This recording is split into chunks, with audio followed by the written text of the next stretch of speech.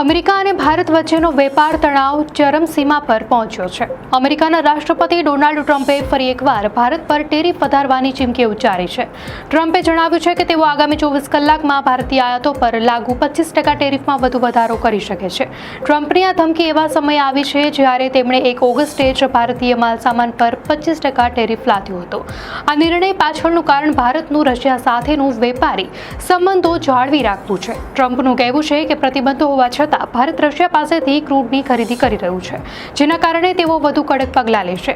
ભારતે ટ્રમ્પની આ ધમકીને અયોગ્ય અને ગેરવાજબી ગણાવી છે અને સ્પષ્ટ કર્યું છે કે તે કોઈ પણ દબાણમાં આવ્યા વિના પોતાના હિતોને ધ્યાનમાં રાખીને નિર્ણય લેશે. તો આ મામલે રશિયા પણ ભારતની પડખે ઊભું રહ્યું છે.